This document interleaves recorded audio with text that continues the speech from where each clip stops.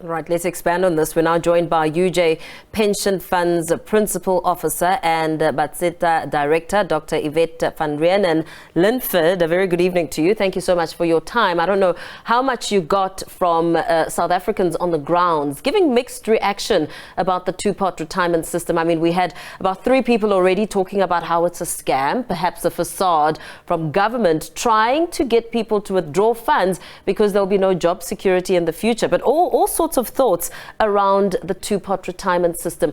What's your view? Because I know you've done a lot of research prior to this announcement and to this unveiling. And of course, we know the most far-reaching change in the South African retirement landscape in many years takes effect next week. Indeed, it's a very exciting time for the pension funds industry. And let's face it, this is the biggest change since the promulgation of the Pension Funds Act in 1956.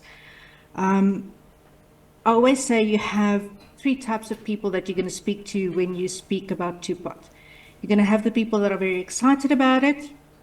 You're going to have your members that feel very neutral about it. And you're going to have the members that are unhappy. Two-pot comes with a bit of history. If we think back along lines of how many members are preserving their retirement fund benefits when they, for example, resign their jobs, etc.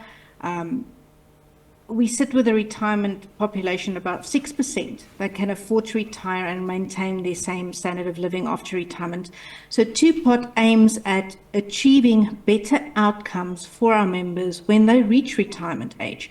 And that's why accessing your savings pot, although it's very tempting for some, is something that must be done with consideration. The tax implications, for example, is a huge consideration. You will now be accessing a savings vehicle that will add to your marginal tax rate. So it is the highest tax rate that you can possibly pay. Then you'll be paying that on your retirement savings, where if you wait until retirement age, the tax is much less because then it's taxed in terms of the retirement fund tax table and not your marginal tax rates. So yes, while members are very excited in some cases that there will be this vehicle that they can access without having to resign from their current positions or even getting divorced. We've seen some of those cases in the past. You no longer have to go to those extremes should you need your retirement fund monies, but you will have access to a savings pot.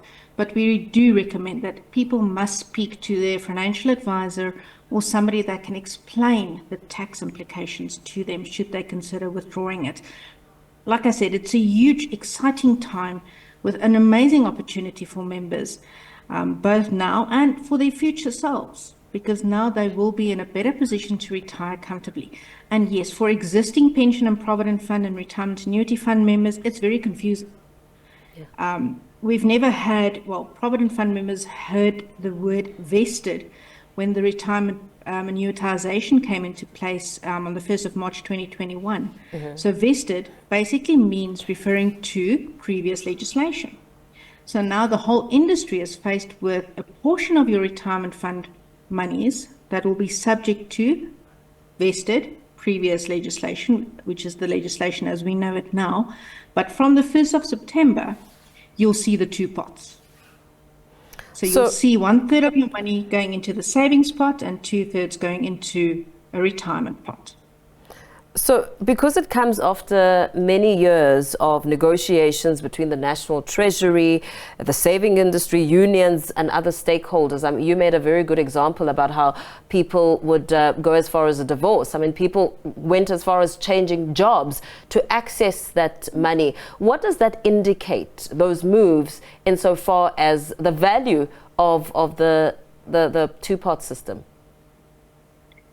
I think it makes the value of the two-pot system a very personal value, because now you have that pot, and let's say you have to go in for an operation and there's an amount of money that's due to be paid.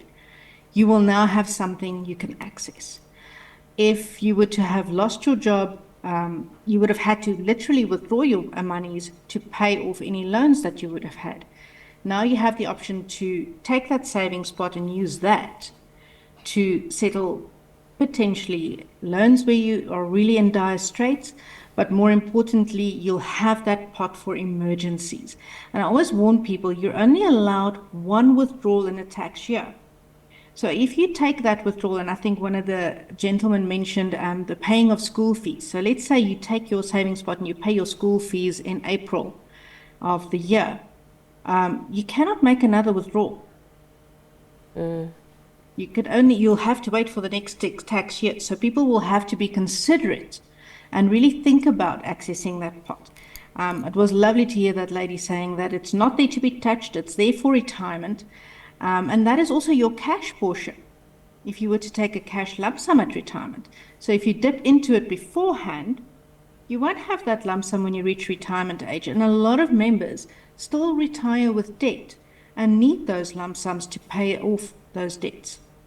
Would you say members in the academia space have an appetite to withdraw? I mean, we're talking lucrative pension funds on that half. I think at the end of the day, members are members. Whether you have the title doctor, professor, it doesn't really matter. We're all in the same boat at the end of the day when it comes to pension funds and retirement. The level of understanding might be different for some people, not for all. Remember, a professor specializing in zoology might not have the street smarts that when it comes to finances that a taxi driver, for example, might have. So you can't really compare university funds being different to any other fund out there. I know you wrote a research paper in 2022. You were talking to organizational member representation in the retirement reform process in South Africa, specifically in an environment where the legislation is changing to provide for various retirement reforms. I mean, like today, what kind of awareness were you trying to create as you wrote that paper? That paper was to write an awareness so that members understood their rights within the pension fund industry. The right to elect trustees, for example, if you have a standalone employer-related pension fund. The right to be heard. That you have a voice and that you have a board of trustees that should represent your needs. And that your board of trustees can also belong to an organization which puts all of the voices together and helps you to comment on changing legislation, because it's members' comments and members' voices that are sometimes left behind. Yeah, absolutely. And insofar some of the recommendations, what did you look at? Well, I would look at, if you are a member of a pension fund, firstly, be aware of who your trustees are. Be aware and take note of the communication that a fund sends out.